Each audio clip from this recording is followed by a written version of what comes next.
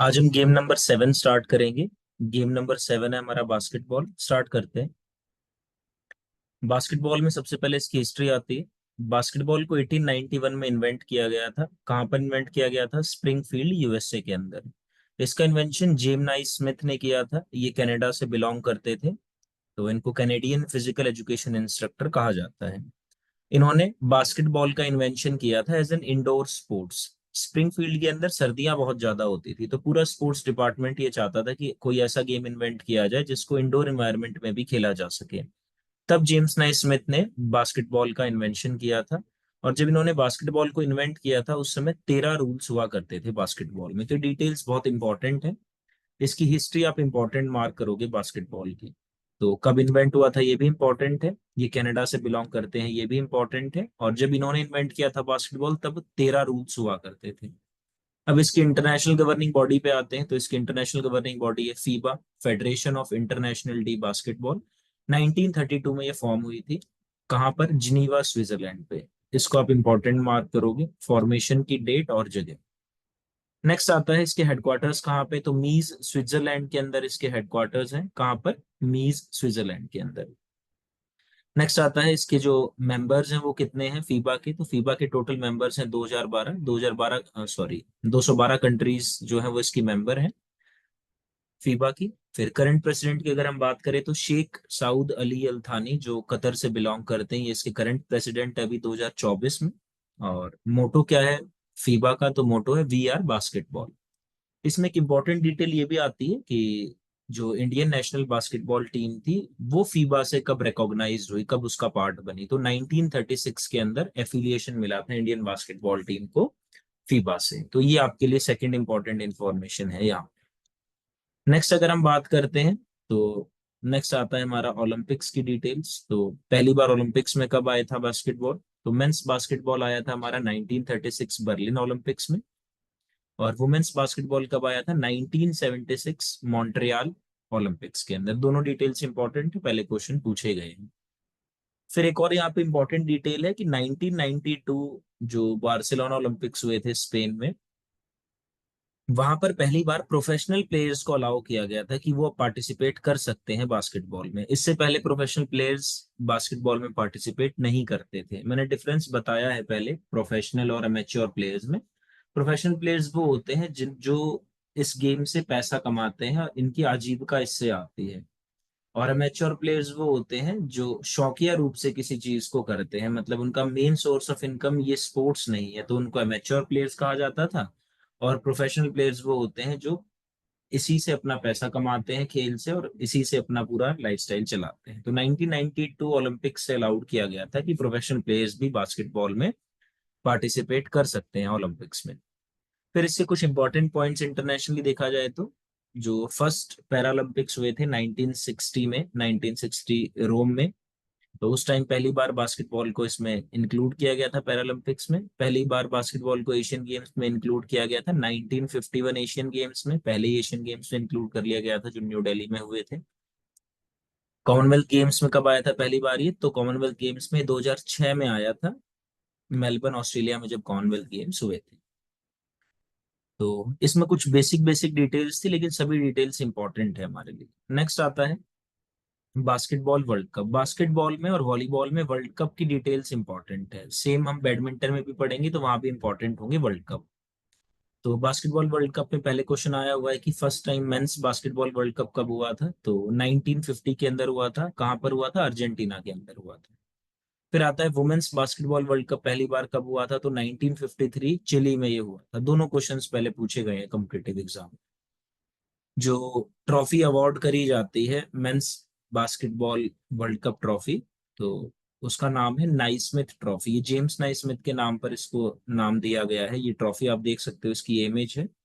तो mains basketball की जो वर्ल्ड कप ट्रॉफी है उसका नाम है नाइस्मिथ ट्रॉफी। वुमेन्स बास्केटबॉल में जो ट्रॉफी दी जाती है उसको कोई नाम नहीं दिया गया है स्पेशलाइज। तो ये इंपॉर्टेंट है कि मेंस में जो ट्रॉफी दी जाती है वर्ल्ड कप जीतने के बाद उसका नाम क्या है? तो नाइस्मिथ ट्रॉफी इसका नाम। नेक्स्ट आता है इंडियन गवर्निंग बॉडी। तो बास्केटबॉल की इंडियन गवर्निंग बॉडी है BFI, basketball federation of India. कब इसकी फॉर्मेशन हुई थी? तो 1950 में हुई थी। इसको आप इंपॉर्टेंट मार्क करोगे। हेडक्वार्टर कहाँ पर है इसके बीएफआई के? तो न्यू दिल्ली के अंदर इसके हेडक्वार्टर है, और करंट प्रेसिडेंट अभी 2024 में है आधव अर्जुन, इसके करंट प्रेसिडेंट है बीएफआई के। यहाँ पर एक इंपॉर्टेंट डिटेल और है, जो ये है कि बास्केटबॉल फेडरेशन ऑफ इंडिया की जो प्रेसिडेंट रही थी 2015 से 2019 तक, उनका नाम था पूनम महाजन। ये एक तो फर्स्ट वुमेन प्रेसिडेंट थी बास्केटबॉल फेडरेशन ऑफ इंडिया की, इससे पहले कोई women basketball federation of India की प्रेसिडेंट नहीं रही है। दूसरी इंपॉर्टेंट डिटेल है, ये यंगेस्ट प्रेसिडेंट रही थी, सिर्फ बीएफआई की ही नहीं, किसी भी नेशनल फेडरेशन की, जो हमारे सभी गेम्स हैं उनमें जो हमारी नेशनल फेडरेशंस हैं, इनसे यंग कोई भी प्रेसिडेंट नहीं बना है। ये 34 ईयर्स की एज के अंदर प्रेसिडेंट बन गई थी बीएफआई की। तो ये यंगेस्ट प्रेसिडेंट है किसी भी नेशनल फेडरेशन की इंडिया में देखा जाए तो ये इंपॉर्टेंट डिटेल।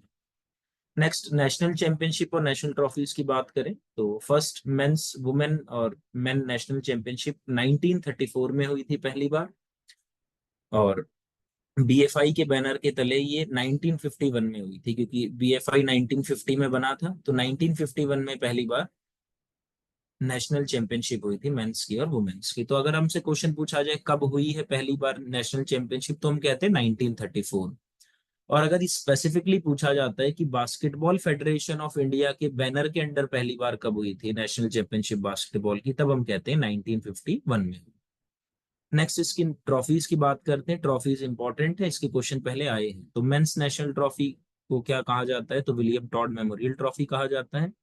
और वुमेन्स नेशनल ट्रॉफी को क्या कहा जाता है? तो बसलत झा ट्रॉफी कहा जाता है। नेक्स्ट, कुछ इंपॉर्टेंट पॉइंट्स है नेशनल लेवल पर, तो वो है, फर्स्ट अर्जुन अवार्डी जो बास्केटबॉल में रहे थे वो थे सरबजीत सिंह चीमा, 1961 में ये रहे थे, इनको अर्जुन अवार्ड मिला था। आज तक बास्केटबॉल में कोई द्रोणाचार्य अवार्डी नहीं हुए हैं टिल 2024। और एक फेमस प्लेयर है बास्केटबॉल के, सतनाम सिंह, तो इनका भी क्वेश्चन आता है सतनाम सिंह किस गेम से रिलेट करते हैं, तो ये बास्केटबॉल से रिलेट करते हैं। फेमस लीग है बास्केटबॉल की जो यूएसए में होती है, एनबीए, उसमें इन्होंने पार्टिसिपेट किया था, तो वहां से ये फेमस हुए थे। नेक्स्ट अगर हम बात करते हैं तो अब आता है बास्केटबॉल कोर्ट। तो कुछ इसमें चीजों को देखते हैं, बास्केटबॉल कोर्ट में कौन कौन सी इंपॉर्टेंट चीजें हैं, और फिर इनकी डायमेंशंस पे आएंगे। सबसे पहले तो आता है, ये जो लाइन है हमारी, इसको कहा जाता है एंड लाइन या बेस लाइन। इस लाइन को एंड लाइन या बेस लाइन कहा जाता है दोनों तरफ। और ये वाली लाइन जो होती है हमारी इधर, इसको क्या कहा जाता है? हमारी साइड लाइन है हमारी।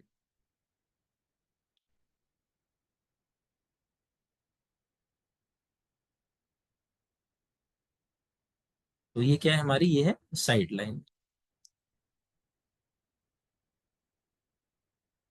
अब इसमें बास्केटबॉल कोर्ट में हमें कुछ चीजों को देखना है, जैसे हम इसी इसी तरफ से स्टार्ट करते हैं, अपनी लेफ्ट साइड से ही। तो सबसे पहले ये जो ग्रीन कलर से आपको दिख रहा है, ये है हमारा बैकबोर्ड, जिसके ऊपर रिंग लगी होती है। तो पहली डायमेंशन हम पढ़ेंगे एंड लाइन से बैकबोर्ड का कितना डिस्टेंस होता है, फिर हम पढ़ेंगे एंड लाइन से रिंग का कितना डिस्टेंस होता है, फिर हम तीसरा डायमेंशन पढ़ते हैं कि एंड लाइन से हमारी फ्री थ्रो लाइन का कितना डिस्टेंस होता है। ये हमारी फ्री थ्रो लाइन होती है बास्केटबॉल में, जब भी फ्री थ्रो मिलती है तो इसी लाइन से उसको अटेम्प्ट किया जाता है। फिर आप देख रहे हो ये जो आपको यहाँ पर एक सेमी सर्कल फॉर्मेशन में दिख रहा है, इसको कहा जाता है थ्री पॉइंटर लाइन। अगर थ्री पॉइंटर लाइन के पीछे से जब भी हम स्कोर करते हैं तो हमें 3 पॉइंट मिलते हैं, और अगर थ्री पॉइंट लाइन के अंदर आकर हम स्कोर करते हैं तो 2 पॉइंट मिलते हैं। फिर नेक्स्ट जो हमारे लिए इंपॉर्टेंट है वो है, ये बीच में आप जो सर्कल देख रहे हो उसको सेंटर सर्कल कहा जाता है। सेंटर सर्कल की डायमेंशंस भी हमसे पूछी जाती है। फिर ये बीच में आप देखोगे तो ये हमारी सेंटर लाइन है। ये सेंटर लाइन ना हमारी एंड लाइन के बिल्कुल पैरेलल चलती है, आप देखोगे तो बिल्कुल पैरेलल चल रही है इसके। और साइड में अगर ध्यान से देखोगे तो ये ना बाहर की तरफ थोड़ी थोड़ी एक्सटेंड हो रखी है। यहाँ पर कोड खत्म हो गया, इसके बाद भी ये यहाँ पे एक्सटेंड है, थोड़ी सी इस तरफ और थोड़ी सी इस तरफ। ये डायमेंशन भी हमसे पूछी जाती है कि सेंटर लाइन जो है वो साइड लाइन से और कितना बियॉन्ड निकली हुई होती है। तो ये डायमेंशन हमारे लिए बास्केटबॉल कोर्ट में इंपॉर्टेंट है। डायमेंशन देखते हैं, तो सबसे पहले आता है हमारा length and breadth of basketball court. तो बास्केटबॉल कोर्ट जो हमारा होता है वो 28 बाई 15 मीटर का होता है। 28 मीटर तो उसकी लेंथ होती है, और उसकी ब्रेड्थ कितनी होती है? 15 मीटर होती है। फिर अगर हम बात करें हाइट ऑफ द सीलिंग, तो हाइट ऑफ द सीलिंग का यहाँ पर कहने का मतलब है कि जो छत होनी चाहिए वो कितनी ऊंची होनी चाहिए बास्केटबॉल जब भी हम कोर्ट बनाते हैं, तो 7 मीटर की तो होनी ही चाहिए। तो वहां पर कई बार मिनिमम हाइट ऑफ सीलिंग भी बोल देते, तो 7 मीटर तो होनी ही चाहिए हाइट फ्लोर से हमारे सीलिंग की, उससे ज्यादा कितनी भी हो। तो ये दोनों डिटेल्स हमारे लिए इंपॉर्टेंट है, जिस जिसको मैं टिक करता रहूंगा वो हमारे लिए इंपॉर्टेंट होगी। तो एक तो ये length and breadth of basketball court important है। हाइट ऑफ द सीलिंग, ये पहले काफी बार आया है क्वेश्चन, तो ये भी इंपॉर्टेंट है हमारे लिए। फिर अब आते हैं कि भाई distance of basketball backboard from the end line, and line से ये जो बास्केटबॉल का बैकबोर्ड होता है, ये ब्लैक कलर से आप देख रहे हो ना, ये हमारा बैकबोर्ड है। तो इस डिस्टेंस की बात कर रहे हैं यहाँ से यहाँ तक। तो यहाँ से यहाँ तक कितना डिस्टेंस होता है हमारा, 1.22 मीटर और 4 फीट। फिर होता है distance of the basketball ring from the end line. अब एंड लाइन से बास्केटबॉल रिंग कितनी दूर है, जब भी बास्केटबॉल रिंग का डिस्टेंस नापते हैं ना, तो इसके सेंटर पॉइंट को मानते हैं, इसके सेंटर पॉइंट को। तो इस सेंटर पॉइंट का डिस्टेंस दिखा जाता है, रिंग के अंदर के सेंटर पॉइंट को नापते हैं एंड लाइन से। तो कितना डिस्टेंस होता है इसका, होता है 1.575 मीटर। जो डायमेंशन मीटर के अंदर लिखी है वो मीटर में इंपॉर्टेंट है, जो इंचेस और फीट में लिखी है वो इंचेस और फीट में ही इंपॉर्टेंट है, और आपको कुछ नहीं पढ़ना उसकी जगह अलग से यूनिट्स इनकी। फिर पूछते हैं distance of free throw line from the end line. तो एंड लाइन से फ्री थ्रो लाइन का कितना डिफरेंस है, तो ये है हमारी फ्री थ्रो लाइन यहाँ पर। तो इसका डिस्टेंस पूछा है यहाँ से यहाँ तक कितना है। तो इसका डिस्टेंस कितना है हमारा फ्री थ्रो लाइन का, 5.80 मीटर, एंड लाइन से ये इतनी दूर है। फिर पूछते हैं distance of three pointer line from the end line और distance of three pointer line from the ring. दो जगह से थ्री पॉइंटर लाइन का डिस्टेंस पूछा जाता है, एंड लाइन से भी और हमारे रिंग से भी। तो एक बार दूसरी इमेज में देख लेते हैं। ये जो हमारी थ्री पॉइंटर लाइन आपको यहाँ पे दिखेगी, ये जो थ्री पॉइंटर लाइन है, इसका डिस्टेंस दो जगह से पूछा जाता है। एक तो एंड लाइन से, एंड लाइन से इसका डिस्टेंस अगर हम बात करते हैं तो 8.325 मीटर होता है। ये सेंटर से नापा जाता है, इसके सेंटर पॉइंट तक, एंड लाइन से लेकर और इसके सेंटर पॉइंट तक नापा जाता है ये डिस्टेंस, तो 8.325 मीटर। और फिर पूछा जाता है रिंग से कितना इसका डिस्टेंस है, तो रिंग से इसका रेडियस नापा जाता है, इसके सेंटर पॉइंट से आप कहीं भी नापोगे ना, तो ये 6.75 मीटर ही आपको मिलेगा। तो ये दोनों इसके अंदर डायमेंशन इंपॉर्टेंट है। तो ये ध्यान देना कि एग्जामिनर ने क्या पूछा है वहां पर हमसे। फिर नेक्स्ट आता है हमारा कि बास्केटबॉल में जो सेंटर लाइन होती है वो पैरेलल चलती है एंड लाइंस के, और कहाँ तक एक्सटेंड होती है, तो वो साइड लाइन से बाहर निकल जाती है। कितनी दूर तक जाती है, 0.15 मीटर और बाहर तक जाती है, जो मैं आपको यहाँ बता रहा था। ये वाइट लाइन है, ये हमारी साइड लाइंस को पार करके बाहर निकली हुई है दोनों तरफ। तो कितनी बाहर तक जाती है, 0.15 मीटर बाहर तक ये जाती है।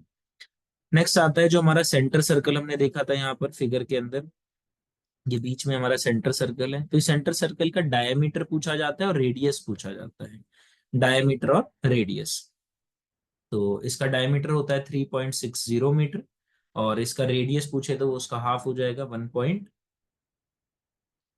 तो ये इसका हमारा हो गया रेडियस।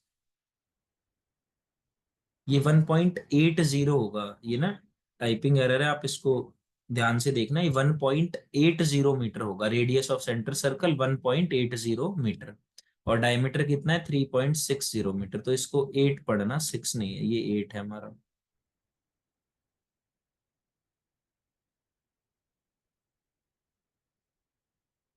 ये दोनों डायमेंशन आपके लिए इंपॉर्टेंट है, तो मैंने यहाँ पे इंपॉर्टेंट मार्क कराया था कि भाई जिस जिस पे मैं टिक करूंगा वो सबसे इंपॉर्टेंट होगी। फिर डायमीटर ऑफ रिस्ट्रिक्टेड आर्क आता है, तो वो होता है हमारा 8 फीट। तो ये चार डायमेंशन सबसे इंपॉर्टेंट है। Length and breadth of basketball court, height of ceiling कितनी होती है हमारे बास्केटबॉल कोर्ट में अगर इंडोर बना हुआ है तो, और डायमीटर ऑफ सेंटर सर्कल और रेडियस ऑफ सेंटर सर्कल। ये ध्यान रखना, रेडियस ऑफ सेंटर सर्कल है 1.80 मीटर, 1.80 मीटर।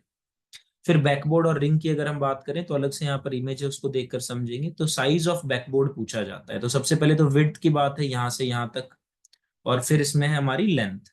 तो साइज देखा जाता है तो कितना है, 1.80 मीटर इसकी विड्थ है, और 1.05 मीटर क्या है इसकी लेंथ है।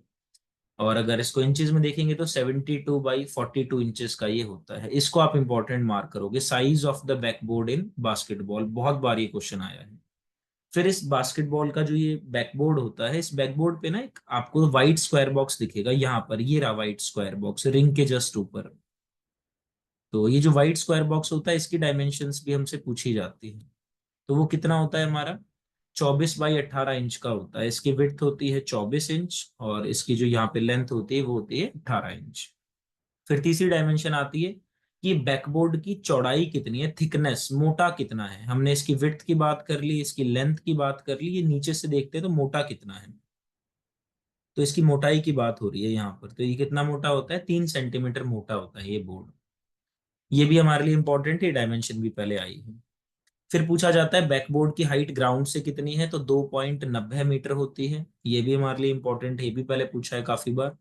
और हाइट ऑफ द रिंग कितनी होती है ग्राउंड से, तो height of the ring ground से होती है 3.05 मीटर या 10 फीट। दोनों तरीके से डायमेंशन ये भी पहले पूछी गई है। तो यहाँ पर बैकबोर्ड और रिंग की जब हम बात करते हैं, इसमें ये चारों डायमेंशन बहुत इंपॉर्टेंट है। Size of the backboard, thickness of backboard, height of the backboard from ground, और हाइट ऑफ द रिंग, या रिंग को हुप भी कहते हैं, फ्रॉम द ग्राउंड, तो कितनी है 3.05 मीटर और 10 फीट। फिर आता है डायमीटर ऑफ बास्केटबॉल रिंग। तो बास्केटबॉल रिंग का डायमीटर कितना है, अब हम रिंग की बात कर रहे हैं यहाँ पे।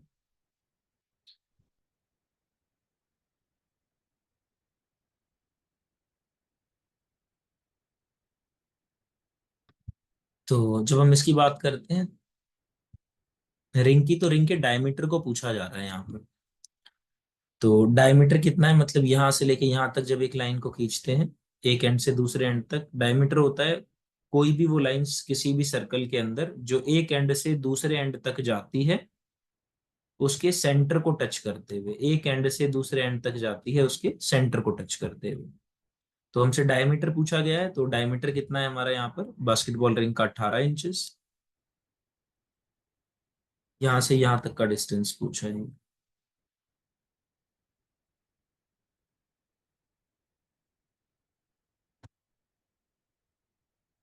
फिर आता है बास्केटबॉल रिंग जो होती है, हमने देखा होगा कि बास्केटबॉल रिंग ना गोल है, मतलब जब रिंग को देखते हैं तो वो गोल होती है, कुछ इस तरीके से बनी होती है।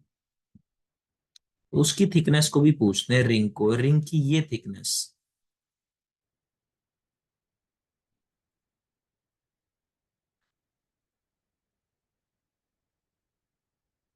इसकी थिकनेस की बात कर रहे हैं यहाँ पर। पहले तो हमने इसके अंदर का डिस्टेंस पूछा था, यहाँ से यहाँ तक ये डायमीटर पूछा था, अब हम इसकी थिकनेस की बात कर रहे हैं, या diameter of the metal ring अंदर से कितना होता है, तो 1.6 से लेकर 2.0 सेंटीमीटर। कलर कैसा होता है बास्केटबॉल रिंग का, तो कलर होता है इसका ऑरेंज। और width of all lines in basketball court, तो जितनी भी लाइंस बास्केटबॉल कोर्ट पर खिंची हुई है उनकी लेंथ कितनी होती है, उनकी विड्थ कितनी होती है, उनकी विड्थ होती है हमारी 5 सेंटीमीटर। तो यहाँ पर इंपॉर्टेंट डिटेल्स थी हमारी, पहला पॉइंट, दूसरा पॉइंट यहाँ पर diameter of centre circle, radius of centre circle, ये हो गया हमारा size of backboard, thickness of backboard, height of backboard from the ground, height of ring from the ground, और width of all lines in basketball. कम से कम ये dimension तो हमें पता ही होनी चाहिए, इंपॉर्टेंट सारी हैं लेकिन उसमें से ये मोस्ट इंपॉर्टेंट है। डायमेंशंस के बाद आते हैं हमारे बास्केटबॉल की साइज के ऊपर। तो मेंस और वुमेन्स बास्केटबॉल जो होती है उसका, दोनों का ना जो साइजेस हैं वो अलग अलग होते हैं। तो सबसे पहले साइज की बात करते हैं मेंस बास्केटबॉल की, तो उसका साइज 7 होता है। सरकमफेरेंस की बात करते हैं मेंस बास्केटबॉल में, तो वो 29.5 से 30 इंच होती है, या 75 से 78 सेंटीमीटर। तो ये रेंज है, इस रेंज में हो सकती है इसकी सरकमफेरेंस, लेकिन एक स्टैंडर्ड साइज की बॉल को इस्तेमाल किया जाता है मेंस बास्केटबॉल में। तो स्टैंडर्ड साइज की जब बात करते हैं तो साइज 7, वजन 620 ग्राम या 22 ओज होता है, और 29.5 इंच की वो बॉल होती है, बिल्कुल स्टैंडर्ड साइज जो यूज करते हैं आमतौर पर। चेंजेस हो सकते हैं, जो हमने रेंज दी थी सरकमफेरेंस में वो चेंजेस हो सकते हैं, लेकिन स्टैंडर्ड साइज यही इस्तेमाल किया जाता है। सिमिलरली वुमेन्स बास्केटबॉल की बात करते हैं तो साइज 6 होता है। सरकमफेरेंस में कुछ बदलाव हो सकता है, जैसे 28.5 से 29 इंच सरकमफेरेंस होती है, या 72 से 75 सेंटीमीटर। दोनों इंपॉर्टेंट है, इंचेस में भी सरकमफेरेंस इंपॉर्टेंट है और सेंटीमीटर में भी। और स्टैंडर्ड साइज की बात करेंगे तो साइज 6, 567 ग्राम वजन इसका, बॉल का 20 ओज होगा या तो वजन, या फिर 28.5 इंच, या जिसको बोलेंगे हम 72 सेंटीमीटर। तो ये standard size of women's basketball है। तो अगर स्टैंडर्ड साइज बोलेंगे तो इसके अकॉर्डिंग डायमेंशंस लगाएंगे, और खाली सर्कमफेरेंस पूछते हैं तो रेंज पूछी जाती है, तो वहां ये इंपॉर्टेंट है। फिर आता है वेट ऑफ द बास्केटबॉल। हमसे मोस्ट कॉमन क्वेश्चन पूछा जाता है वेट ऑफ द बास्केटबॉल बताओ। तो वेट कम से लेके ज्यादा से ज्यादा कितना हो सकता है, तो कम से कम 567 ग्राम की बॉल होती है और ज्यादा से ज्यादा ये 650 ग्राम की होती है, दोनों को मिला के। तो वह ये नहीं पूछते मैन या वुमेन बास्केटबॉल, डायरेक्ट पूछते हैं वेट ऑफ द बास्केटबॉल कितना होता है। तो 567 से 650 ग्राम के बीच में होता है। ये बहुत इंपॉर्टेंट है, इसको इंपॉर्टेंट मार्क करोगे। ये बास्केटबॉल के साइज के क्वेश्चंस आते हैं, ये क्वेश्चंस को आप स्किप मत करना, ये सारी डिटेल्स यहाँ पर आपके लिए इंपॉर्टेंट है। स्टैंडर्ड साइज पूछेंगे तो ये डायमेंशंस लिखोगे, रेंज पूछी जाएगी तो वहां पर हमसे सरकमफेरेंस की रेंज भी देते हैं। नेक्स्ट ऑफिशियल्स की बात करें तो बास्केटबॉल में कितने ऑफिशियल होते हैं, 6 ऑफिशियल्स होते हैं बास्केटबॉल में, ये भी हमारे लिए इंपॉर्टेंट है। ड्यूरेशन कितनी है बास्केटबॉल मैच की, तो बास्केटबॉल मैच में ना 4 हमारे क्वार्टर्स होते हैं 10-10 मिनट के। तो पहला क्वार्टर 10 मिनट का, फिर 2 मिनट का रेस्ट, फिर 10 मिनट का क्वार्टर, फिर 15 मिनट का हाफ टाइम, फिर 10 मिनट का क्वार्टर, फिर 2 मिनट का रेस्ट, और फिर 10 मिनट का क्वार्टर। तो ऐसे 10-10 मिनट के ना 4 क्वार्टर होते हैं, या फिर हम ये कह सकते हैं जो फर्स्ट हाफ है उसमें 2 क्वार्टर होते हैं, और हाफ टाइम के बाद जो सेकेंड हाफ होता है उसमें 2 क्वार्टर होते हैं। तो टोटल 4 क्वार्टर्स होते हैं 10 मिनट्स के, और हाफ टाइम होता है हमारा 15 मिनट का। ये इंपॉर्टेंट है, हाफ टाइम पूछा गया है पहले कई बार बास्केटबॉल में। फिर आता है कि भाई टोटल प्लेयर कितने खेलते हैं बास्केटबॉल में, तो टोटल प्लेयर्स 12 होते हैं, जिसमें से 5 प्लेयर्स तो कोर्ट पे होते हैं और 7 सब्स्टिट्यूट प्लेयर्स होते हैं जो बाहर बैठे होते हैं। कोर्ट प्लेयर्स कितने होते हैं, 5 होते हैं। तो ये थी हमारी डायमेंशंस। अब इसके रूल्स एंड रेगुलेशन पे आते हैं बास्केटबॉल के। तो रूल्स एंड रेगुलेशन की बात करते हैं तो सबसे पहला ही पॉइंट है कि अब करंट में कितने रूल है बास्केटबॉल में, तो there are 8 rules in basketball. और ये 1932 के अंदर फाइनल हो गए थे कि 8 रूल्स ही बास्केटबॉल में अप्लाई होंगे। जब बनाया गया था बास्केटबॉल गेम, इन्वेंट किया गया था, उस टाइम 13 थे, जेम्स नाइस्मिथ ने 13 बनाए थे, लेकिन अभी 8 रूल्स ही यहाँ पर बास्केटबॉल में अप्लाई होते हैं। 1932 से ही ये एप्लीकेबल हुए थे। अब बास्केटबॉल में स्कोरिंग की बात करें तो बास्केटबॉल में एक तो 3 पॉइंट शॉट होता है, 2 पॉइंट शॉट हो सकते हैं, या 1 पॉइंट शॉट हो सकते हैं। 3 पॉइंट शॉट का मतलब ये है, आप यहाँ पर इमेज को देखो, सपोज डायरेक्शन ऑफ प्ले कहाँ पर है हमारी, जो आप यहाँ पर एरो देख रहे हो इस तरफ है डायरेक्शन ऑफ प्ले।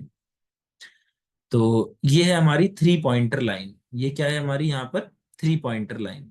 अगर 3 पॉइंटर लाइन के पीछे से आपने कहीं भी इस ब्लू पार्ट से बॉल को मारा और वो रिंग में चली जाती है, तो वहां पे आपको 3 पॉइंट्स मिलते हैं। इसको बोला जाता है 3 पॉइंट शॉट। इस 3 पॉइंटर लाइन के पीछे से जब भी आप शॉट मारते हो तो 3 पॉइंट मिलेंगे। इस 3 पॉइंट लाइन के अंदर आने के बाद कहीं से भी शॉट लेते हो तो आपको 2 पॉइंट मिलते हैं। और जब आपको अगर फ्री थ्रो मिली है बास्केटबॉल में, जब भी कोई फाउल होता है तो फ्री थ्रो अवार्ड करी जाती है। और फ्री थ्रो कहाँ से ली जाती है, यहाँ पर जो ये फ्री थ्रो लाइन है यहाँ से ली जाती है। तो 1 पॉइंट तब मिलता है जब हम फ्री थ्रो लेते हैं। फ्री थ्रो में जब भी आप बास्केट करोगे तो आपको 1 पॉइंट मिलेगा। तो इस तरीके से ही हमारा बास्केटबॉल का स्कोरिंग सिस्टम है, 3 पॉइंट, 2 पॉइंट और 1 पॉइंट। नेक्स्ट आता है बास्केटबॉल का गेम जब स्टार्ट होता है तो कैसे स्टार्ट होता है, तो वो हमेशा जंप बॉल उसको कहा जाता है या टिप ऑफ कहा जाता है, जिससे वो स्टार्ट होता है। कहने का मतलब दोनों टीम के प्लेयर्स खड़े हैं, बॉल को हवा में उछाला जाएगा, तो प्लेयर्स बॉल को उछल कर टच करते हैं, उसको टिप ऑफ या जंप बॉल कहते हैं। तो जो भी उछल के बॉल को पहले अपनी तरफ भेज देगा, उनके प्लेयर जिसके पास ही बॉल आ जाएगी उनको ही पोजेशन दे दिया जाएगा। तो हमेशा बास्केटबॉल गेम जंप बॉल या टिप ऑफ से स्टार्ट किया जाता है, बॉल को ऊपर उछाल। फिर आता है बास्केटबॉल का जो मैच होता है उसमें 4 क्वार्टर्स तो होते हैं, हमने ये पढ़ा कि भाई 4 क्वार्टर्स होते हैं 10 मिनट के। सपोज 10 मिनट के 4 क्वार्टर्स पूरे हो गए, लेकिन हमारा स्कोर टाई हो गया है। फॉर एग्जाम्पल भाई दोनों टीम्स का स्कोर 50-50 है, 50 एक टीम का स्कोर है, 50 दूसरी का। तो अब क्या किया जाता है, तो फिर ओवर टाइम या एक्स्ट्रा टाइम दिया जाता है 5 मिनट का। अब टीम को 5 मिनट दिए गए हैं कि भाई अब 5 मिनट दोबारा आप खेलो। अगर 5 मिनट वो खेले, एक टीम का स्कोर ज्यादा हो गया तो मैच वहीं खत्म हो जाएगा। सपोज इस एक्स्ट्रा टाइम में भी, इस ओवर टाइम में भी, 5 मिनट वाले ओवर टाइम में भी मैच दोबारा से टाई रहता है स्कोर हमारा, तो एक और एक्स्ट्रा 5 मिनट का टाइम पीरियड दिया जाएगा। अगर उसमें भी टाई रहा तो एक और 5 मिनट का दिया जाएगा। तब तक ही 5 मिनट का ओवर टाइम देते रहेंगे हम, जब तक कि हमें कोई एक टीम विनर नहीं मिल जाती इसके अंदर बास्केटबॉल में। तो इंपॉर्टेंट है, अगर मैच टाई हो जाता है बास्केटबॉल का हमारे 4 क्वार्टर्स खेलने के बाद, तो विनर को कैसे निकाला जाता है, तो ओवर टाइम दिया जाता है 5-5 मिनट का। और उसके 5 मिनट खत्म होने के बाद देखा जाएगा किसका स्कोर ज्यादा है, जिसका स्कोर ज्यादा होगा वो मैच जीत जाएगा। फिर है कि भाई कितने प्लेयर्स की जरूरत होती है बास्केटबॉल मैच को स्टार्ट करने के लिए? तो 5 प्लेयर्स पर साइड होने जरूरी हैं। एक टीम में 5-5 प्लेयर्स वहां पर अगर प्रेजेंट है तभी मैच को स्टार्ट किया जाता है। फिर टाइम आउट रूल्स की अगर हम यहाँ पर बात करें बास्केटबॉल में, तो सबसे पहला और सबसे इंपॉर्टेंट पॉइंट टाइम आउट में है कि टाइम आउट कितनी देर का होता है। तो बास्केटबॉल के अंदर ना 1 मिनट का टाइम आउट होता है। नेक्स्ट, पहले हाफ के अंदर, पहले हाफ में 2 क्वार्टर होते हैं और दूसरे हाफ में भी हमारे 2 क्वार्टर होते हैं। बास्केटबॉल में जो पहला हाफ होता है हमारा, इस पहले हाफ में आप 2 टाइम आउट्स ईच टीम ले सकते हो। दोनों टीम्स को 2-2 टाइम आउट मिले हैं, उनकी मर्जी है। चाहे वो पहले ही क्वार्टर में दोनों टाइम आउट यूज कर लें, दूसरे क्वार्टर में दोनों टाइम आउट यूज करें, या एक एक टाइम आउट यूज करें, एक पहले क्वार्टर में एक दूसरे क्वार्टर में। तो डिपेंड करता है, हम टाइम आउट्स हमेशा हाफ में डिवाइड करते हैं। तो फर्स्ट हाफ में दे दिए 2 टाइम आउट्स ईच टीम। फिर सेकंड हाफ में जब आते हैं तो सेकंड हाफ के अंदर 3 time outs each team allowed होते हैं। दोनों टीमों को 3-3 टाइम आउट दिए जाते हैं। सेम उन पे डिपेंड करता है कि भाई वो उसको कैसे इस्तेमाल करेंगे। लेकिन यहाँ पर एक कंडीशन है। सपोज किसी एक टीम ने पूरे सेकंड हाफ के अंदर ना तो थर्ड क्वार्टर में कोई टाइम आउट लिया है, ना फोर्थ क्वार्टर में कोई टाइम आउट लिया है। अब मैच खत्म होने में सिर्फ 2 ही मिनट बची हैं। तो अगर 2 मिनट मैच खत्म होने में बची है ना, तो वो बचे तो उसके पास पूरे 3 टाइम आउट्स हैं, लेकिन वो तीनों को यूज नहीं कर सकता। वहां पर रिस्ट्रिक्शन लगाई जाती है कि जब मैच में 2 मिनट रह जाएं तो मैक्सिमम आप अपने 2 ही टाइम आउट्स को यूज कर सकते हो, चाहे आपके पास पूरे 3 बचे हो तब भी। तो बास्केटबॉल मैच का अगर फोर्थ क्वार्टर के या मैच क्वार्टर खत्म होने में 2 ही मिनट बचे हैं, तो आप सिर्फ और सिर्फ 2 टाइम आउट्स ले सकते हो। उस 3 टाइम आउट्स अगर आपके पास बचे हैं तब भी आप उसको नहीं ले सकते। फिर होता है कि भाई, ये तो हमारे नॉर्मल टाइम की बात हो गई, फर्स्ट हाफ में और सेकंड हाफ में कितने कितने टाइम आउट्स हैं। अब जो हमें ओवर टाइम मिलता है, अगर मैच टाई हो गया तो 5 मिनट का ओवर टाइम मिलेगा खेलने के लिए। तो वहां पर एक टाइम आउट ईच टीम दिया जाता है। दोनों टीमों को एक एक टाइम आउट दिया जाएगा। जितनी बार भी ओवर टाइम होगा 5 मिनट का, उतनी बार उनको एक एक टाइम आउट ईच टीम मिले। फिर सब्स्टिट्यूशन रूल्स पे आते हैं। तो रोलिंग सब्स्टिट्यूशन होता है बास्केटबॉल में। रोलिंग सब्स्टिट्यूशन का मतलब होता है अनलिमिटेड सब्स्टिट्यूशन। कितने भी सब्स्टिट्यूशन आप कराओ, कितनी बार प्लेयर को अंदर बुलाओ या बाहर भेजो, बस एक चीज को आपको फॉलो करना है कि सब्स्टिट्यूशन तभी होगा जब बॉल डेड होगी। यहाँ पर बॉल डेड और लाइव होती है बास्केटबॉल में। कहने का मतलब, बॉल डेड तब होती है जब एक टीम ने स्कोर कर दिया। जैसे ही स्कोर कर दिया उसके बाद आप एंटर करोगे। जैसे ही स्कोर होता है मतलब बॉल रिंग में चली जाती है, रेफरी विसल बजाएगा तो बॉल उस टाइम पर हमारी डेड हो गई है, तब आप एंट्री ले सकते हो। या जब क्वार्टर खत्म होता है तब बॉल डेड होती है, हाफ टाइम होता है तब बॉल डेड होती है। तो इन सिचुएशंस में आप अंदर आ सकते हो, सब्स्टिट्यूशन करा सकते हो। जब बॉल प्ले में हो उस समय आप सब्स्टिट्यूशन नहीं करा सकते। ये इंपॉर्टेंट है हमारे लिए सब्स्टिट्यूशन रूल्स। तो रोलिंग सब्स्टिट्यूशन होता है, तभी सब्स्टिट्यूशन करा सकते हो जब बॉल डेड है। और सब्स्टिट्यूशन प्लेयर को किसको रिपोर्ट करना होता है कोर्ट में आने से पहले? स्कोरर को बताना होता है। ये भी हमारे लिए इंपॉर्टेंट है। वो स्कोरर को बताएगा और उसके बाद कोर्ट में एंट्री करेगा। सब्स्टिट्यूशन के लिए 30 सेकंड दिए जाते हैं। जब वो स्कोरर को बता देता है तो उसके बाद 30 सेकंड के अंदर उसको एंट्री लेनी होती है। नेक्स्ट आता है हमारा, बास्केटबॉल में एक 3 सेकंड रूल होता है। 3 सेकंड रूल होता है यहाँ पर, ये अपोनेंट के रिस्ट्रिक्टेड एरिया के अंदर एप्लीकेबल होता है। 3 सेकंड रूल कहाँ अप्लाई होता है? Opponents restricted area. मैं आपको इमेज दिखा रहा हूँ, ये रिस्ट्रिक्टेड एरिया कौन सा है। आप इस इमेज के अंदर देखोगे तो जो ये वाला एरिया है हमारा, ये रिस्ट्रिक्टेड एरिया कहा जाता है। दोनों कोर्ट की दोनों साइड में इसको रिस्ट्रिक्टेड एरिया कहा जाएगा, यहाँ भी और दूसरी तरफ भी।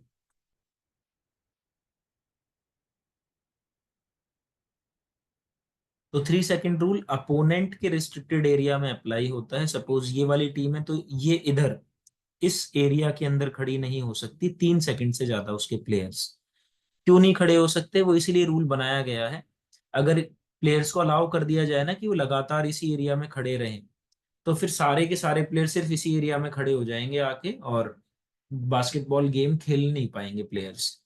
तो यहाँ पर ज्यादा प्लेयर्स एक साथ इकट्ठे ना हो, इसीलिए कहा जाता है कि भाई जो आप अपोनेंट्स के रिस्ट्रिक्टेड एरिया के अंदर, यहाँ पर आपके प्लेयर्स 3 सेकंड से ज्यादा खड़े नहीं हो सकते। अगर ऐसा होता है कि आप 3 सेकंड से ज्यादा खड़े हो गए आपका कोई भी टीम प्लेयर, तो आपसे बॉल का पोजीशन छीन लिया जाएगा और दूसरी टीम को दे दिया जाएगा। ये होता है बास्केटबॉल में 3 सेकंड रूल। तो पूछा जाता है 3 सेकंड रूल कहाँ अप्लाई होता है? तो अपोनेंट के रिस्ट्रिक्टेड एरिया में अप्लाई होता है। दूसरा, आप अपने अपने रिस्ट्रिक्टेड एरिया में कितनी देर खड़े हो सकते हो। तो ये वाली जो इधर वाली टीम है, ये फॉर टीम बी है, तो ये टीम बी अपने रिस्ट्रिक्टेड एरिया में कितनी भी देर खड़ी रहे, कोई दिक्कत नहीं। तो अगर हमसे पूछा जाए आप अपने रिस्ट्रिक्टेड एरिया में कितनी देर खड़े हो सकते हो, अनलिमिटेड टाइम, और अपोनेंट के रिस्ट्रिक्टेड एरिया में कितनी देर खड़े हो सकते हो, तो सिर्फ 3 सेकेंड्स तक खड़े रह सकते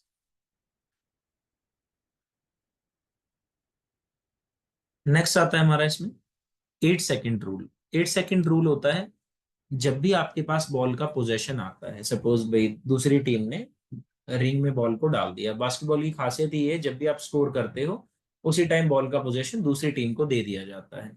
तो सपोज टीम ए ने स्कोर कर लिया, बॉल को रिंग में डाल दिया, पोजेशन आ गया टीम बी के पास। तो ये रूल है कि 8 सेकंड के अंदर टीम बी को अपोनेंट के कोर्ट के अंदर जाना है। अगर वो बॉल को पास नहीं कराते हैं 8 सेकंड के अंदर अंदर अपोनेंट के कोर्ट में, हाफ कोर्ट को पार नहीं कर लेते हैं, तो पोजेशन उनसे छीन लिया जाएगा और अपोनेंट टीम को पोजेशन बॉल का दे दिया जाएगा। तीसरा रूल होता है 24 सेकेंड रूल। इसको शॉट क्लॉक वायलेशन या शॉट क्लॉक रूल भी कहा जाता है।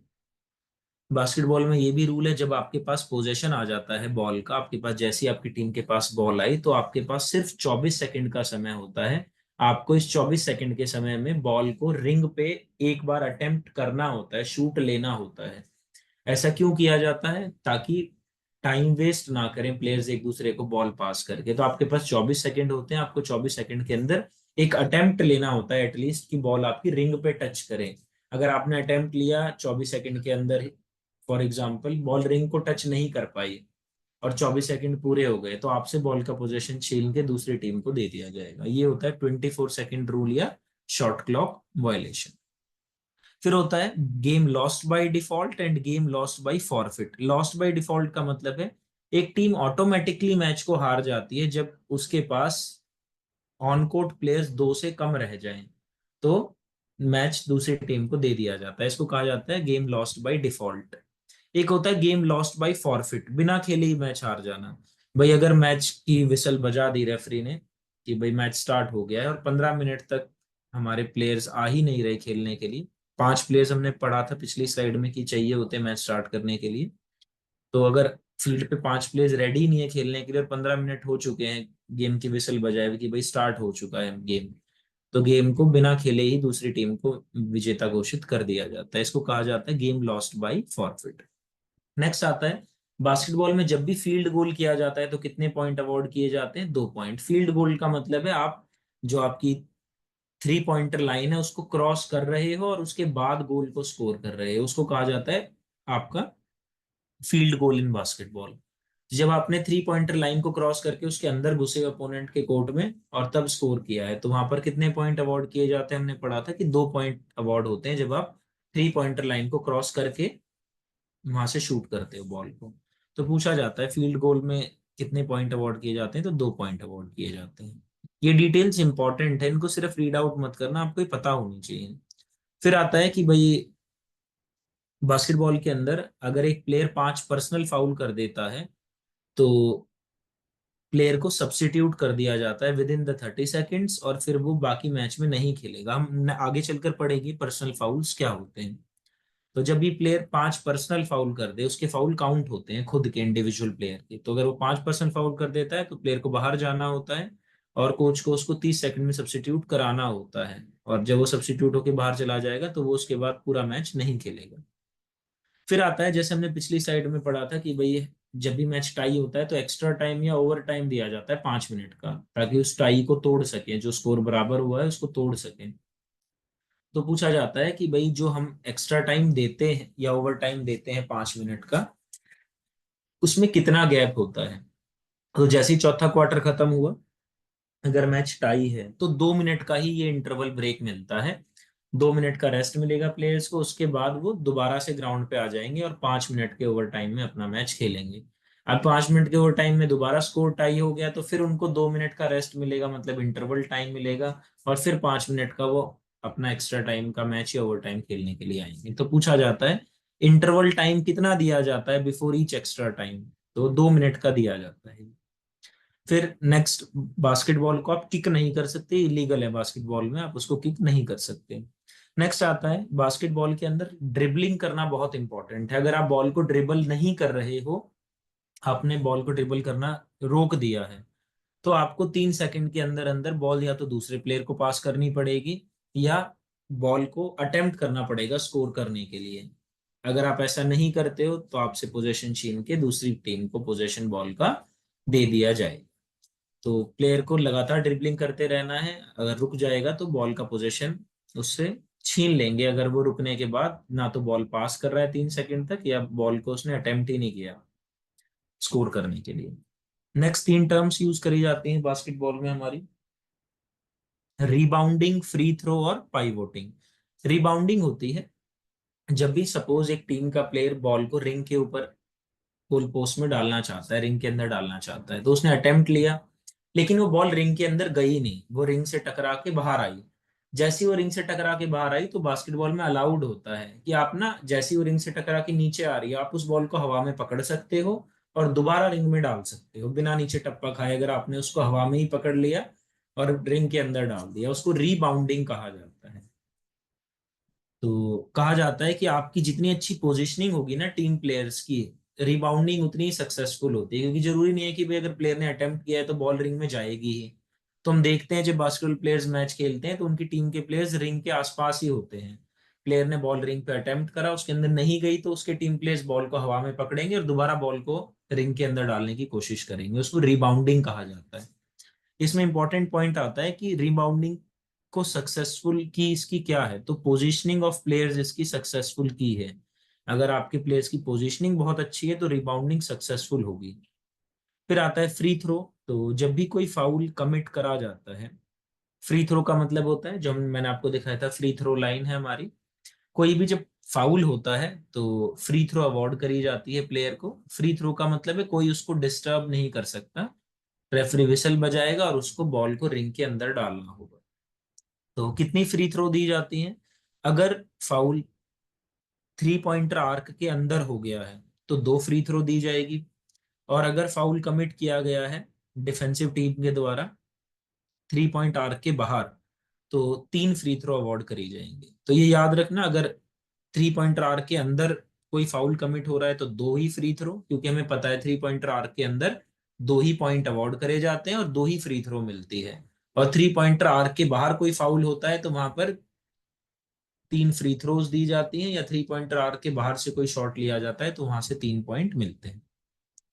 नेक्स्ट आता है पाइवोटिंग। इंपॉर्टेंट है, डायरेक्टली पहले ये क्वेश्चन पूछा गया है कि भाई पाइवोटिंग किस गेम से रिलेट करती है, तो बास्केटबॉल से रिलेट करती है। पाइवोटिंग होती है कई बार प्लेयर जो होता है वो अपने एक पैर को फ्लोर पे जमा लेता है और दूसरे प्लेयर दूसरे पैर से मूवमेंट करता है अपनी सारी तरफ डायरेक्शंस में। ऐसा क्यों करता है? वो लगातार ड्रिबल कर रहा है और एक पैर को तो उसने जमाया हुआ है, उस पैर को वो फ्लोर से उठा ही नहीं रहा, सिर्फ अपने दूसरे पैर को की मूवमेंट करा रहा है। एक तो वो इससे ड्रिबल कर पा रहा है अलग अलग डायरेक्शन में, और साथ के साथ वो अपोनेंट जो प्लेयर्स हैं उनको डॉज दे पा रहा है। तो पाइवोटिंग बास्केटबॉल में करी जाती है, इसमें प्लेयर अपने एक पैर को फ्लोर पे जमा लेता है और दूसरे पैर को अलग अलग डायरेक्शंस में लेकर जाता है ड्रिबल करते हुए, ताकि वो बॉल का पोजेशन अपने पास रख सके। नेक्स्ट आता है हमारा वॉयलेशंस। वॉयलेशंस कह लो, या हमने पढ़ा था ना कि बास्केटबॉल में 8 रूल अप्लाई होते हैं। तो वॉयलेशन होता ही वो है जब भी कोई रूल ब्रेक होता है तो उसको वॉयलेशन कहा जाता है। तो हम ये देखेंगे कि वो कौन कौन से रूल ब्रेक हो रहे हैं। तो 8 रूल हमने पढ़े थे, वही 8 रूल्स हैं हमारे। जैसे पहला तो शॉट क्लॉक वायलेशन हो गया, याद होगा आपको, अभी पिछली स्लाइड में पढ़ा था, जिसको कि हम 24 सेकंड रूल भी कहते हैं। कि भाई अगर 24 सेकंड के अंदर अंदर बॉल को रिंग के ऊपर शूट नहीं किया गया ऑफेंसिव टीम के द्वारा, तो बॉल का पोजीशन दूसरी टीम को दे दिया जाएगा। इसको कहा जाता है शॉट क्लॉक वायलेशन या 24 सेकंड रूल वायलेशन। फिर आता है डबल ड्रिबल वायलेशन। बास्केटबॉल में डबल ड्रिबल अलाउड नहीं है। डबल ड्रिबल का मतलब दोनों हाथ से ड्रिबल नहीं कर सकते, या जब आप ड्रिबल करके रुके हो, आपने बॉल को होल्ड कर लिया है, तो उसके बाद आप दोबारा ड्रिबल नहीं कर सकते। होल्ड करने के बाद मतलब 3 सेकंड तक अगर आपने बॉल को होल्ड कर लिया तो आपको बॉल पास करनी पड़ेगी अपने प्लेयर को, या बॉल को शूट करना पड़ेगा रिंग की तरफ, आप उसको दोबारा से ड्रिबल नहीं कर सकते। तो ये दो तरीके से डबल ड्रिबल होता है, दोनों हाथों से नहीं कर सकते, और एक बार ड्रिबल रोक दिया तो आप बॉल को पास ही करोगे, दोबारा ड्रिबल नहीं कर सकते। अगर आप डबल ड्रिबल का वायलेशन करते हो तो बॉल अवॉर्ड कर दी जाती है दूसरी टीम को। फिर ट्रेवलिंग वायलेशन होता है कि एक प्लेयर ना बॉल को लेके भाग नहीं सकता बास्केटबॉल में। अगर वो 3 स्टेप्स ले लेता है बिना ड्रिबल करे हुए, एक प्लेयर बास्केटबॉल में बॉल को लेके तभी भाग सकता है जब वो ड्रिबल कर रहा है। विदाउट ड्रिबलिंग अगर कोई प्लेयर 3 स्टेप्स ले लेता है तो उसको ट्रेवलिंग कहा जाता है बास्केटबॉल में। और जब भी ट्रेवलिंग वायलेशन होती है, मतलब प्लेयर ऐसा करता है कि वो 3 स्टेप बिना ड्रिबल करे ले ले, तो बॉल को का पोजेशन अपोनेंट टीम को दे दिया जाता है।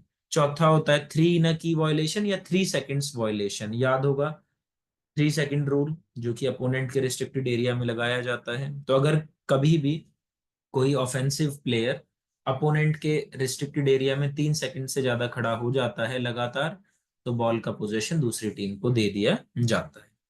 फिर आता है चार्जिंग वायलेशन। चार्जिंग वायलेशन होता है जब भी एक अटैकिंग प्लेयर या ऑफेंसिव प्लेयर बॉल को लेके जा रहा है और एक डिफेंडर खड़ा है सामने, स्टेशनरी डिफेंडर खड़ा है, वो मूवमेंट नहीं कर रहा, सिर्फ खड़ा है। और अगर एक डिफेंडर अटैकर बॉल को लेकर जा रहा है या ऑफेंसिव प्लेयर, और वो उससे टकराता है जानबूझ के और वो गिर जाए अगर, तो उसको चार्जिंग वायलेशन कहा जाता है कि आप जानबूझकर उस प्लेयर से टकराएगा। तो उसमें भी बॉल का पोजीशन फिर दूसरी टीम को दे दिया जाता है। फिर होता है गोल टेंडिंग। गोल टेंडिंग होता है हमारा, आप बास्केटबॉल के अंदर कभी भी बास्केटबॉल की डाउनवर्ड फ्लाइट को अफेक्ट नहीं कर सकते। जब भी आप रिंग पे बॉल को शूट करोगे तो बॉल पहले हवा में कैसे जाएगी, नीचे से ऊपर की तरफ जाएगी।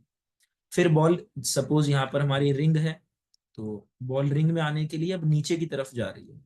तो आप बॉल की डाउनवर्ड फ्लाइट को अगर आप किसी भी तरीके से रोकने की कोशिश करोगे, उसको गोल टेंडिंग कहा जाता है। भाई सभी players for example 3 pointer arc से शूट ले रहा है, तो अपोनेंट टीम उसके पास जाएगी नहीं अगर गोल टेंडिंग वायलेशन ना हो। वो क्या करेगी, अपने सभी लंबे लंबे प्लेयर्स को यहाँ खड़ी कर देगी टीम, और वो प्लेयर्स बॉल को यहीं रोक लेंगे अपना हाथ हटा के। तो गोल टेंडिंग होता है कि आप बॉल की डाउनवर्ड फ्लाइट को नहीं रोक सकते। जब वो बॉल को यहाँ पे नीचे से ऊपर जा रही है तो आप उछल के बॉल को टच कर सकते हो, लेकिन डाउनवर्ड फ्लाइट को अफेक्ट नहीं कर सकते। तो ये गोल टेंडिंग कहा जाता है, बॉल के डाउनवर्ड पाथ को आप रिस्ट्रिक्टेड छेड़ नहीं सकते। अगर ऐसा होगा तो उसको गोल टेंडिंग कहा जाएगा और बॉल का पोजीशन दूसरी टीम को दे दिया जाएगा। फिर बैककोर्ट वायलेशन होता है। बैककोर्ट वायलेशन होता है जैसे टीम ए ने रिंग में बॉल डाल दी, अब पोजीशन ऑफ द बॉल किसको मिल गया, टीम बी को मिल गया। अब टीम बी जैसे ही बॉल को हाफ कोर्ट को पार करा के अपोनेंट के कोर्ट तक पहुंची, अब वो बॉल को पीछे हाफ कोर्ट में पीछे की तरफ नहीं भेज सकती। उनको अब अपोनेंट के कोर्ट में ही बॉल को पास कराना होगा, वो पीछे बैक कोर्ट में बॉल को नहीं भेज सकते। इसको कहा जाता है बैक कोर्ट वायलेशन। अगर कभी ऐसा होता है कि आप अपोनेंट के कोर्ट में एंट्री कर गए, तो अब आप गलती से अगर बॉल को पीछे पास कर दोगे अपने कोर्ट के अंदर, तो ये बैक कोर्ट वायलेशन कहलाएगा और इसके अंदर भी ऑफेंसिव टीम को बॉल दे दी जाएगी। फिर 8 सेकेंड वायलेशन है हमारा। ये वही 8 सेकेंड वायलेशन कि आपको 8 सेकेंड का समय दिया जाता है। जैसे ही आपके पास बॉल आती है, आपको 8 सेकेंड के अंदर हाफ कोर्ट को पार करके अपोनेंट के कोर्ट में जाना होता है। अगर नहीं जाते हो तो बॉल का पोजीशन दूसरी टीम को दे दिया जाता है। तो ये हमारे 8 रूल्स हैं। जब भी ये ब्रेक होते हैं उसको वायलेशन कहा जाता है, और जब भी वायलेशन होगी तो अपोनेंट टीम को बॉल का पोजीशन दे दिया जाता है। नेक्स्ट आता है हमारा फाउल्स इन बास्केटबॉल। तो बास्केटबॉल में 3 तरीके के फाउल होते हैं हमारे, पर्सनल फाउल, फ्लैग्रेंट फाउल और टेक्निकल फाउल। पहला क्वेश्चन तो इंपॉर्टेंट यहाँ पे यही बनता है, कितने टाइप के फाउल होते हैं। तो पर्सनल, फ्लैग्रेंट और टेक्निकल, बहुत बेसिक डिफरेंस है तीनों में, एक बार समझना है इसको। पर्सनल फाउल होता है जब भी एक ऑफेंसिव या डिफेंसिव प्लेयर कोई इलीगल कांटेक्ट बनाता है किसी भी अपोनेंट प्लेयर के साथ। मतलब दोनों टीम से कोई भी प्लेयर अगर किसी भी तरीके का इलीगल कांटेक्ट कर रहा है, तो उसको पर्सनल फाउल कहा जाता है। और जब भी फाउल होते हैं तो फ्री थ्रो मिलती है। और जब कोई रूल ब्रेक होता है, या जिसको रूल ब्रेक होने को हम वायलेशन कहते हैं, और जब वायलेशंस होती हैं तो पोजेशन ऑफ द बॉल दूसरी टीम को दे दिया जाता है। और जब फाउल होते हैं तो फ्री थ्रोज अवॉर्ड करी जाती है। दोनों में डिफरेंस समझना, वायलेशन होगी तो पोजेशन ऑफ द बॉल दूसरी टीम को मिल जाएगा, और जब भी किसी तरीके का फाउल होगा, इट कैन बी पर्सनल, फ्लैग्रेंट और टेक्निकल, उस समय फ्री थ्रोज अवॉर्ड करी ही है कि जब कोई प्लेयर बॉल को शूट कर रहा है तो आप जाके उसके हाथ को टच करो, जानबूझकर उसके हाथों को टच कर रहे हो कि बॉल का जो पाथ है वो चेंज हो जाए, ये इलीगल कांटेक्ट माना जाता है बास्केटबॉल के अंदर। तो अगर इस तरह का कोई कांटेक्ट आप कर रहे हो, वहां पर एक एग्जांपल है इलीगल कांटेक्ट का बास्केटबॉल में, तो फिर फ्री थ्रो अवार्ड कर दिया जाता है प्लेयर को जिसके साथ ये फाउल किया गया है। और एक प्लेयर अगर ऐसे ही 5 पर्सनल फाउल कमिट कर देता है, ऐसे ही 5 बार अगर वो इलीगल कांटेक्ट कर रहा है किसी ऑफेंसिव या डिफेंसिव प्लेयर के साथ, तो अगर उसने 5 पर्सनल फाउल कर दिए तो कोच को उसको सब्सिट्यूट कराना पड़ेगा विद इन 30 सेकेंड्स, और वो प्लेयर फिर पूरे मैच के अंदर नहीं खेलेगा। फिर फ्लैग्रेंट फाउल आते हैं। फ्लैग्रेंट फाउल होते हैं जिसके अंदर वॉयलेंट कांटेक्ट बनाया जाता है, सिर्फ इलीगल ही नहीं बल्कि वॉयलेंट कांटेक्ट बनाया जा रहा है। वॉयलेंट कांटेक्ट का मतलब क्या है यहाँ पर, कि जानबूझकर प्लेयर क्या कर रहा है, दूसरे प्लेयर को कोहनी मार रहा है, जानबूझकर उसके ऊपर चार्ज कर रहा है, धक्का दे रहा है ताकि वो नीचे गिर गया है। अगर ऐसा हो रहा है, वॉयलेंट कांटेक्ट बनाया जा रहा है, तो उसको फ्लैग्रेंट फाउल कहा जाता है। इसमें भी फ्री थ्रोज अवार्ड करी जाती हैं। ये देखा जाएगा कि ये फाउल अगर 3 पॉइंटर लाइन से पहले हुए हैं तो 3 फ्री थ्रोज अवार्ड करी जाएंगी, और अगर ये सभी फाउल्स चाहे पर्सनल, फ्लैग्रेंट या टेक्निकल अगर 3 पॉइंटर लाइंस के अंदर जाकर हो रहे हैं तो 2 फ्री थ्रोज अवार्ड करी जाते हैं। फिर आता है टेक्निकल फाउल। टेक्निकल फाउल होता है जब प्लेयर एब्यूजिव लैंग्वेज का इस्तेमाल करता है या लड़ाई ही करने लग जाता है कोर्ट के ऊपर, तो उसको टेक्निकल फाउल कहा जाता है। तो वो किसी प्लेयर के साथ भी ऐसा कर सकता है, किसी रेफरी ऑफिशियल के साथ भी अगर ऐसा कर रहा है तो उसको टेक्निकल फाउल कहेंगे। और अगर दो आपके टेक्निकल फाउल हो जाते हैं किसी भी प्लेयर के, तो फिर वो पूरे मैच में नहीं खेलेगा और फ्री थ्रोज अवार्ड कर दी जाएंगी हमारी अपोनेंट टीम। फिर कुछ इसके इंपॉर्टेंट पॉइंट्स आते हैं, जैसे बास्केटबॉल प्लेयर्स को कैगर्स कहा जाता था, one of the most important point है। हम आगे चलकर और भी पढ़ेंगे। टेबल टेनिस में भी मैंने बताया था कि टेबल टेनिस प्लेयर्स को पेडलर्स कहा जाता था, ऐसे ही बॉक्सर्स को पुगिलिस्ट कहा जाता है। तो ये पॉइंट्स इंपॉर्टेंट है आपके। इसी तरीके से पॉइंट है जैसे बास्केटबॉल में एक ट्राइंगल एंड टू यूज किया जाता है जो कि 1-to-1 डिफेंस है। फिर है बास्केटबॉल को ओरिजिनली क्या इन्वेंट किया गया था, एज एन इंडोर स्पोर्ट्स। अगर अपोनेंट की थ्रो इन हुई है तो वो कब होती है, उसको पेनल्टी दिया जाता है फॉर वायलेशन। फिर होता है कि अगर आप किसी अपने शूट की, जब आप बास्केटबॉल को शूट करते हो, शूट करने का तब आप अटेम्प्ट कर रहे हो बॉल को रिंग में डालने का, तो उसकी एक्चुअल ट्रेजेक्टरी कैसे पता चलेगी, आप एंगल और ऑफ रिलीज को देख लो, आपको उसकी एक्चुअल ट्रेजेक्टरी पता चल जाएगी, मतलब उसका क्या पाथ होने वाला है। फिर है कब कोई टेक्निकल फाउल नहीं दिया जाता, तो इन एडवर्ट कॉलिजन में नहीं दिया जाता, मतलब जिसमें जानबूझकर ना टकराया गया हो तो उसमें कोई फाउल नहीं दिया जाएगा। फिर एनबीए से रिलेटेड है, अमेरिकन नेशनल बास्केटबॉल एसोसिएशन, ये 1946 में फॉर्म किया गया। ये सभी जो इंपॉर्टेंट पॉइंट है ना, ये पहले एग्जाम में आए हुए क्वेश्चन है। नेक्स्ट हमारी जो वीडियो होगी वो बैडमिंटन पे होगी। Thank you.